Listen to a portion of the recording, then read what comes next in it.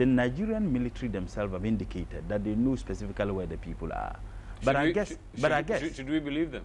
Yes, I think we should. I mean, we have no reason to doubt what they tell us. If you look at what happened in Chechnya, between Russia and Chechnya, the fact that you know where the people are, you must be very careful as to how you intervene, because you are conscious of the lives of the people who are more or less in captivity. You are conscious of the security, the safety of the people. That if you know they are here and then you just go with military brute force, what happens is that you may end up killing the very people that for who exactly. You and I think that has been the concern. But like Doc said, the issue of terrorism is no longer a preserve of Europe or America. It is a global phenomenon now. And Africa certainly cannot be insulated. The extent to which we have a huge responsibility. And I can understand the concerns that are expressed by some Ghanaians as to whether we should not venture into that, because if we do so, we risk more or less suffering the consequences. And people quickly mention what happened in Kenya. And by extension, what happened in Kenya can happen in Ghana. In as much as we can't rule that out. But they are remotely different. I say remotely different because Kenya shares borders with Somalia. And Kenya indeed intervened in the aspects of the problem in Somalia. And they did so for legitimate reasons. Kenya was used more or less as a launching pad by the terrorists. And therefore, Kenya certainly as a sovereign state had a responsibility. And that occasioned even the intervention. In our case, we don't share border with Nigeria. Maybe possibly one would say that, okay, there will be a spillover between Nigeria and Benin, if you like, and Togo and surely to Ghana, because we can't discount this. This thing certainly would have started in Mali, and we had some in Chad, and then we're now having it in Nigeria. And we are told by the intelligence people that, in fact, it has a linkage with, if you like, terrorism acts in Mali and Chad and here. Look, I made a statement immediately after Gaddafi overthrew. As the former Secretary General of the All Africa Student Union, and I worked closely, if you like, with Gaddafi. I met him a couple of times and had some understanding of the security operatives of Libya, because I do know at that time that many of the security, if you like, the inner close security of Gaddafi were either Malians or they were Chadians. Now, the rulership of Gaddafi was completely dissipated. The question I asked at that time was, these people who are well-trained, well-armed, they no longer would have safe haven in Libya. They would go back to their countries, and they move to their countries with this armory, with this radicalization. And I'm not surprised we have but I think that if the president did not act, who then would have acted? Because he's the chairman of ECOWAS, and he had that responsibility. Mr. Ibrahim, even though these groups, and I'm using the plural now, operate differently, the strands of the differences are very slim. In some of the instances, they even have connections and affiliations with others beyond the African continent. In fact, some of the groups in Mali, northern Mali, for instance, do have linkages with Al-Qaeda. Were we to deal with them as isolated cases, let's deal with Boko Haram, let's deal with let's deal with Tuareg and so on and so forth. We could find ourselves repeating the same works we should do so adultly. Is it possible to look at the phenomenon as one and deal with it holistically? Yeah, I think so, because when you look at the terrorist organizations we have, a few decades before 9/11, we had only one brand of Al-Qaeda, and that was Al-Qaeda Central, ensconced within the rugged terrains of Pakistan and Afghanistan. And it was led by the infamous Osama bin Laden. But ever since there was 9/11, then we saw the war in Iraq, then the violent toppling of Gaddafi, which made the Sahelian region awash with weapons. Now we have different shades and colors of Al-Qaeda. Al-Qaeda in the Islamic Maghreb, Al-Qaeda in the Arabian Peninsula, Al-Shabaab, which draws inspiration from Al-Qaeda, Al-Qaeda in Syria, Al-Qaeda in all over the place. So therefore, they share intelligence, just as the president indicated. If these rogue elements, this ragtag army of miscreants, are wise enough to even be sharing intelligence, I think the sub-region should coalesce so that collectively we can tackle the menace. The point is clear. They say the current world system is sick, and therefore there needs to be an alternative. And for the fact that during medieval times, it was political Islam that led the world. It's spread so wide to have gotten to Europe, where Andalusia, what we call Spain, came under Muslim rule, as well as southern Italy and all that. So Osama bin Laden tried to resuscitate that verve and gusto within the Muslim community so that they would, bring back the Muslim caliphate. Turkey showed quite some leadership during the 20th century. Is it ironical that many adherents and those who profess Islam are totally disowning and condemning these groups, even though these groups continue to insist that they want to bring caliphate states. They are fundamentally Sharia. Yeah, Sharia. They are fundamentally fighting for Islam. I think they are an ostracized group. That was why when Bin Laden started his own narrative, Saudi Arabia, you know, revoked his citizenship. Then he moved to Sudan. Sudan also sacked him. Then he found himself among the Taliban in Kandahar, Afghanistan. So therefore, Muslims worldwide do not share in the methodology of errant acts of violence against innocent, helpless people, like the girls that have been abducted in Chibok. Do you think that Islam, the body of Islam, can lead this crusade, can lead the fight to try to bring some sanity? That is why I think... And stop the insurgency. I think there should be a multi-pronged approach in tackling this. In counterterrorism, we have what we call the battle for hearts and minds. Muslims should be brought to the fore. There needs to be an intensive and robust de-radicalization campaign. Give people the true understanding of the pristine tenets of the religion, that the religion recognizes beauty in diversity. And just as Doc indicated, the Holy Quran itself clearly states that وَمَنْ يَقْتُلْ مُؤْمِنًا مُتَعَمِّدًا فَجَزَاؤُهُ جَهَنَّمُ. Anybody who advertently kills another believer, then the person's recompense is that he's going to languish in hellfire.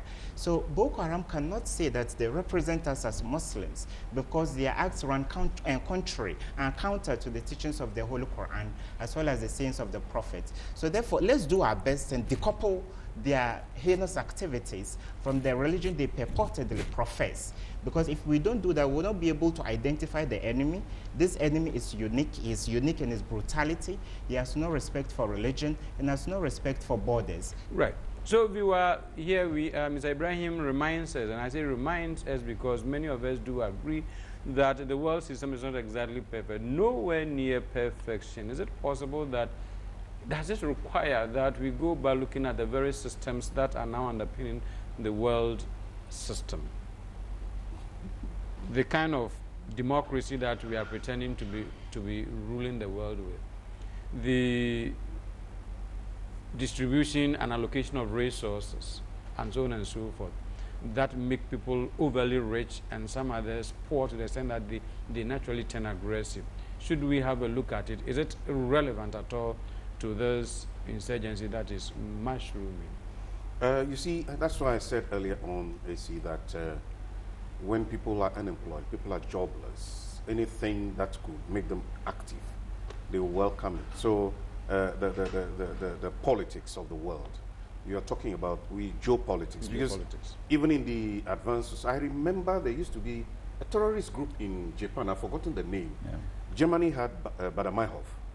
In Italy, they had the Red Brigade. Yeah. Spain had ETA. Spain had ETA, that's right. IRA in North Ireland as well. That's right. You see, so these were groups that terrorized people. I remember the death of one Italian Prime Minister, Aldo Moro, was killed by the Red Brigade and all that. All those things, you realize that membership of those groups were people who were fighting the elite, who were trying to fight the ruling class and all that kind of thing. But as time went on, when the issue of social interventions, you know, it watered it down. It watered it down. You understand that? But apart from what happened what still happens in Ireland, where it is between the Protestants and the Catholics, you realize that the others are not religious. They are not religion-based. You understand that? They are not religion-based.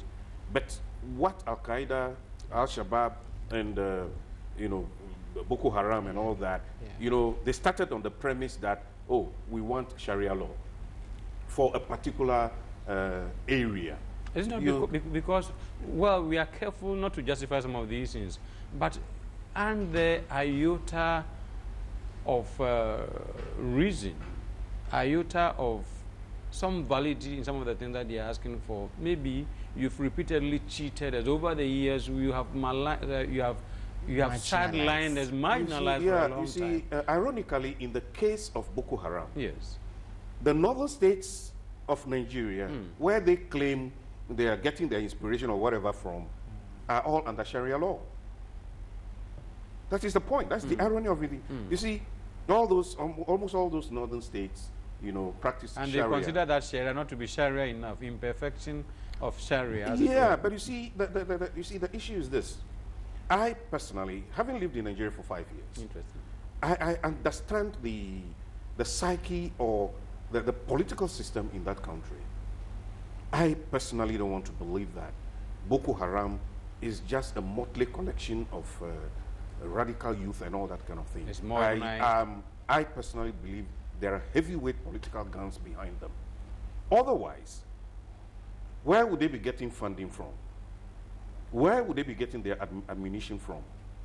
Now, I was hoping that when pictures of these young girls that were abducted, you know, were shown on international television, I thought they were going to look sick, you know, hungry, haggard. They appeared well fed. They are so confident. It means either they are taking 3 square meals a day, or maybe 2 square meals. Something close to that. Something close to that. This is the final commercial break. When we return, the little time that will be remaining, we'll use for is to try to look at some of the most urgent, including the 300 or so girls that are still being kept, and what we can do to minimize the possible happenings in the near, very, very near future. Stay with us. The Brazil 20 demonstrations have been held around the globe. Now Nigeria and the city of Nigeria is almost a daily ritual that people go on street processions, holding placards and asking that our girls be brought back to us. And that is not demanding too much at all. After all, they are their relations, their wives, or their wives-to-be, their daughters, their sisters, their siblings. We do know that, not that the Nigerian authorities do not want to get the girls back to their homes and their parents and their schools. It is not as easy as asking that they be brought. But this is a task that must be pursued. As Yakubu Gowon would say, this is a task to be pursued. How do we ensure that we get every single one of them that is still alive back home as soon as possible? Honorable. Well, I think that it's a two-pronged, if you like, strategy that can be used. There are some who believe that they should use force. If indeed the Nigerian military have indicated they know where the people are, use force to get them. There are others who are also saying that we need to dialogue, something that even if the need for some compensation to be paid, and initially the Nigerian authority indeed showed some signals that they were willing to do so. I believe that they had a second thought. And some also think that we can use military, but we do it strategically, such that we would not harm the very, you know, innocent children who have been abducted or kidnapped, if you like. And I think that if either way, there is some consequences, either way. I think that what we need to do is to continue sensitizing people and to continue also using the dialogue, if there need be. Like Doc said, these people certainly cannot be operating in isolation. There will certainly be some individuals or power brokers who would have hands in it. Someone asked a question that if you look at the hijab that the children are wearing, the hijab fits every one of them. Well is it that they pre-planned? I mean, are you getting the point I'm making? And clearly, the kind of armories they have, we have heard a lot of allegations that there are some connivance, which I can't substantiate, and I wouldn't want to make conclusive statement on a beat as it may, that there are some connivance of either the security, some section of the military and security agencies who have hands in it. I think that the intelligence of Nigeria and the sub-region should do more than they are doing. And I have no doubt in mind, with the support that they get from other European countries, who certainly are not moving into Nigeria to use military force. But I think that the intelligence gathering will be able to know, because it's not just about curing this wound, but identifying the cause of the wound, such that you cure it and it doesn't reoccur. And I think that that is significant. We are also not looking at it just in Nigeria. You have a lot of such sports within the West African sub-region. If it is true, and if it is established that what is happening in Nigeria would have some links with what happened in Mali and in Chad, and I think that we need to have a concerted effort so that we'll be able to do this. But you see, people always hide behind religion or ethnicity or ideological position to advance their, if you like, parochial and greedy interests, because they know that people follow these things with passion. They follow it with passion. And you have sports in Africa. Lord Resistance Army is clearly, they think that, look, they must rule with the Bible. And that is not the position of the Christian faith. When Saddam Hussein invaded Kuwait, He invaded Kuwait with the explanation that Kuwait historically was part of Iraq. But when he realized that it was going tough, he quickly said it was religion. So because you realize that the moment he used religion, he will get a lot of support. And I think that for Ghana, and the fear that many people have, I think that the Muslim community in Ghana, difference as we have in terms of sex, we are not that radicalized. We are not that radicalized to the extent to which you have a central authority. You have the chief imam. Even though we have different sects, there is so much respect because you've had several incidences where you have Muslims across the globe, some demonstrated lives being lost, but you had none happening in Ghana. And I think that we need to continue with the cohabitation. We need to continue with this, with this education. So that we are not overtaken by events. How can we sniff sleeper cells, even if some starts forming in this country, so that even while they are in wait for a time to strike, we are able to fish them out and then we alert the authority? I think it comes back to the same point Doc made, the intelligence. And the intelligence is not the work of only the security agencies, which each have a responsibility. And I think that responsibility lies heavily on those who lead in terms of our religious sects. Because certainly once you have people who come into the community, you'll be able to know what their positions are. The moment we begin to radicalize faith or religious beliefs, these are some of the things that we have. And I think that we need to look at it in that perspective. So we each have a responsibility that any time at all you have any suspicious character, either within your mosque or within your church or within your religious group, you must have that responsibility of reporting such individuals or such an individual to the security agency. On the lighter side, have you watched Rambo 1, 2, and 3 before? If you did, you would remember at this time probably that when soldiers have been taking slaves, as it were, and they are being held in concentration camps, one person can go and rescue them and set them free. Is it possible, Ibrahim, that instead of a military group, instead of negotiators that will be blowing tea for days and things like that? So look for Sylvester Stallone. Maybe a Sylvester Stallone can go and free these beautiful girls. No, in real life, it doesn't happen that way. Sometimes military campaigns are not that utopian and impeccable to follow the scripts. I think the reason the federal government of Nigeria backed down from the negotiation that had gotten midway was that Abubakar Shekau issued a communique and he made quite some preposterous demands. They itemized the list of 100 Boko Haram middle-tier commanders they wanted freed. So for 50 girls. In exchange for that, one would have anticipated that they would free all of those over 200 girls. But he said he had divided them into two. For those who were defiant enough to stick to their Christian faith, he was ready to trade them for Boko Haram inmates, languishing in the dungeons of Nigerian security custody. But for the few that were paraded and huddled together before the cameras, about 130 of them, they had willingly converted to Islam. And therefore, they were their sisters. And therefore, they weren't going to give them back to their parents. I think we can't accept such a half-hearted bargain. Therefore, I think one of two things could be happening. What I hope for is that logistically, moving around 200 girls is not an easy task. It's quite Herculean. And I'm very sure that at a certain point in time, fatigue will begin to set in from within the ranks of the captors. We had reports last week that 4 of those girls were freed because of ill health.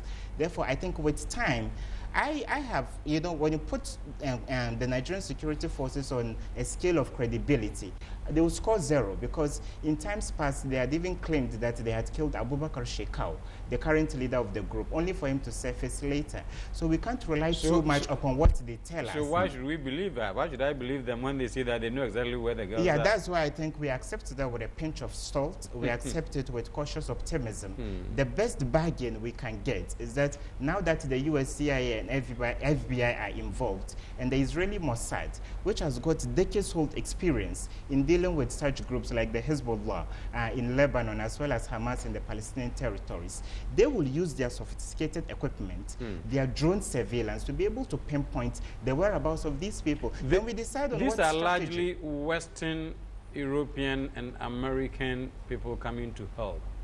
They do have their Christian faith and they do have their democracy ideology and all that. How do we assure that the byproducts that they live don't begin to create other problems, as we've seen elsewhere. They come with interest, some of them even commercial and economic interest, apart from the stated objective aim of coming to put an end to, say, Boko Haram. Yeah, I think it boils down to the point Doc and Honorable Minister made, that there is a certain state complicity in what is happening. And when you look at Nigeria's politics, ever since they transmogrified into a democracy in '99, the ruling party, the PDP, has always had an arrangement of a northern president, then a vice president from the south. And that needed to alternate when Umar Yar'Adua prematurely died. So certain big guns from the northern politicians felt disenfranchised when Yar'Adua was supplanted by a Southerner, Goodluck Jonathan. Right. So it is in the larger political interest of certain players within Nigeria that Goodluck Jonathan will look helpless in the face of such an insurgency, so that he would look very unpopular when they go to the polls in February next year. Right, so Doc, very finally with you, the person that told me that if he had been at the meeting, he would politely but firmly point to Jonathan and say that we are part of the problem. How markedly wrong or otherwise is this person that met me at the gates at Television Africa here? Yeah, I wouldn't do that. But you see, let me bring our minds a little to the situation, the peculiarity of the Nigerian situation. Why would even the military be running away from Boko Haram? Do you understand that? They are poorly tooled? No. You see, there is a history of religious fanaticism in the northern sector of Nigeria. Okay. When I was in Nigeria, there was this religious group, Metasine religious group. In the 80s. In the 80s. I have forgotten the name of the leader. Look. He was called Marwa. That's right. You know, the adherents, the fighters of Metasine, if they got a policeman and they decided to kill him, and they struck an arrow, and you negotiate a curve, don't think the arrow will go in a straight line. It will negotiate it will negotiate the curve and hit that policeman. They know it. The security forces in Nigeria know this as a fact. And it is on this premise that some hunters and some other farmers groups rose up in northern Nigeria and asked the government to commission them to go and bring each and every one of the girls alive. They would have been able to. They would, I believe they would have been able to. But they have a track record. Because somebody gave a hint as to how the leader of Metasine could be killed and the group, you know, would disintegrate. And that was exactly what they did. Once they got him, that was the end of the group. You understand that? Now, what happens is, you see, in hostage situations, we have just there are times when the hostage takers themselves begin to lose interest in what they are doing. You understand? They are fatigued and they begin to break down. Right. And I think with the international response, you know, what they themselves might have seen on the international media, that's why the leader of Boko Haram now said, let us negotiate so that we can begin to release these girls. So, Biwa, the name is Matters Arising. They are only beginning to arise, and we have a lot of discussion that should continue from here in the fields, at the dormitories, at the classrooms, at the ministries, wherever you find yourselves. That is what time also does to us. When it is heating up and becoming more and more interesting, the curtains have to be drawn down on it. Thank you so much for being such a wonderful part. Just as I'm thanking Dr. Akofa Segbefia to my immediate right, Ibrahim, Mr.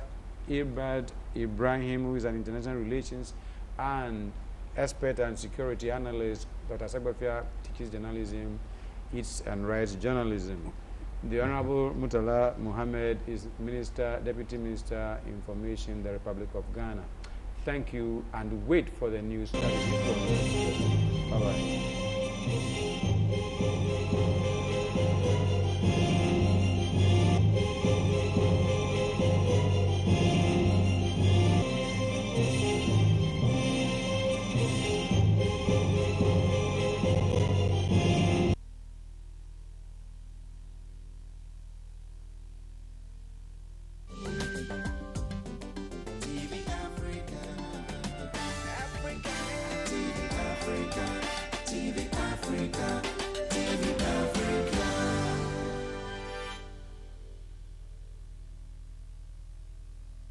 12 weeks have come and gone.